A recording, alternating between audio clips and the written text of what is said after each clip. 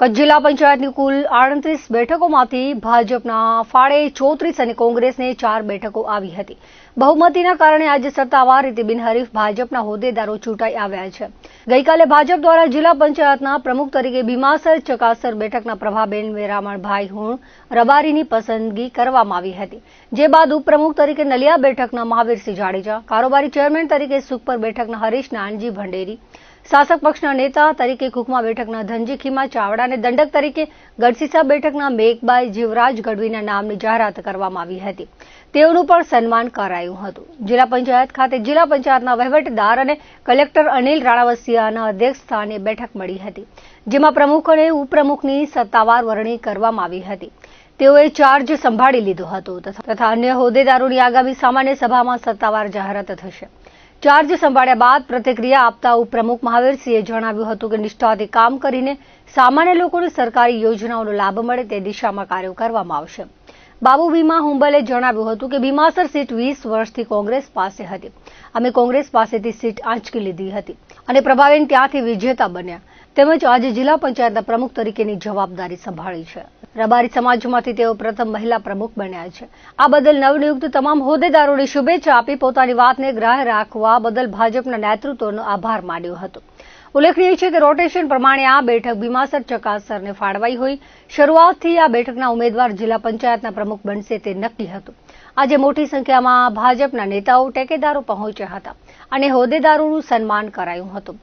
જિલ્લા વિકાસ અધિકારી ઉત્સવ ગૌતમનું રબારી સમાજની બહેનો દ્વારા સન્માન કરાયું હતું।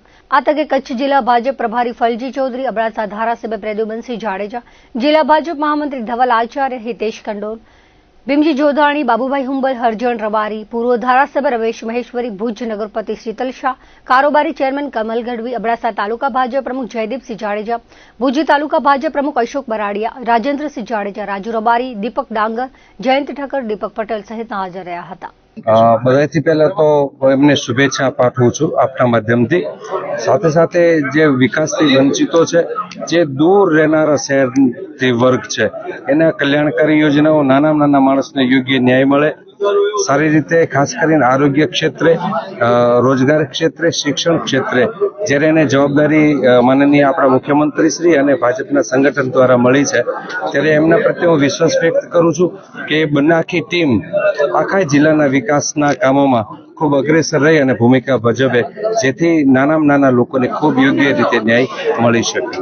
ભારતીય જનતા પાર્ટીએ જ્યારે આટલી મોટી જવાબદારી લીધી હતી, નિષ્ઠાથી કામ કરશું અને બધા જ સાથે લઈ અને કામ કરવાની એક કાર્યકર્તા તરીકે 100% પૂર્ણ કરશું।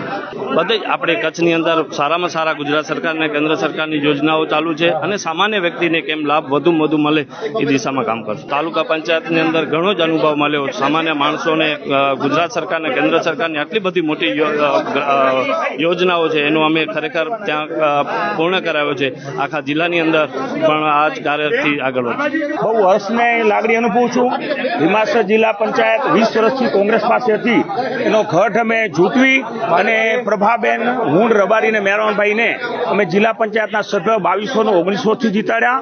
એમાં સૌનો સહકાર મળ્યો છે, સૌ પાર્ટીના કાર્યકર્તાઓ, સનિષ્ઠ આગેવાનોનો, અને આજે હું ખરેખર હૃદયપૂર્વકનો આભાર માનીશ ભારતીય જનતા પાર્ટીના શીર્ષ નેતૃત્વનો, આપણા મુખ્યમંત્રી શ્રી ભૂપેન્દ્રભાઈ પટેલ સાહેબ, પ્રદેશ અધ્યક્ષ શ્રી જગદીશ વિશ્વકર્મા સાહેબ, ડેપ્યુટી સીએમ શ્રી હર્ષભાઈ સંઘવીજી, આપણા રાજ્યના મંત્રી શ્રી ત્રિકમભાઈ છાગા સાહેબ, મહામંત્રી શ્રી અનિરુદ્ધભાઈ દવે સાહેબ, તમામ મહામંત્રીશ્રીઓ, કચ્છનું શીર્ષ નેતૃત્વ ભારતીય જનતા પાર્ટીના પ્રમુખ માનનીય દેવજીભાઈ, તમામ ધારાસભ્યશ્રીઓ, તમામ મહામંત્રીશ્રીઓ, પાર્ટીના સૌ પદાધિકારીઓ, સંગઠનના અધિકારીઓ, કચ્છ જિલ્લાના તમામ લોકોનો અને ખાસ કરીને ફલજુભાઈ ચૌધરી આપણા પ્રભારી હતા, એમનો પણ આભાર માનીશ। એમને પણ આ ગૌરવવંતું પદ આપવામાં ભીમાસરને ન્યાય પાયો છે કે ભીમાસરની સીટના જ પ્રમુખ બનવાના દાવેદાર હતા પ્રભાબેન, અને પ્રભાબેન પ્રચંડ વોટથી જીત્યા અને આજે અમને ગૌરવ છે અને અમને ખૂબ જ આનંદ છે કે પાર્ટીએ અમારી વાતની નોંધ લીધી અને આજે જિલ્લા પંચાયતના સુકાટી તરીકે બેન શ્રી પ્રભાબેનને બેસાડવામાં આ રબારી સમાજ માટે ગૌરવની વાત છે।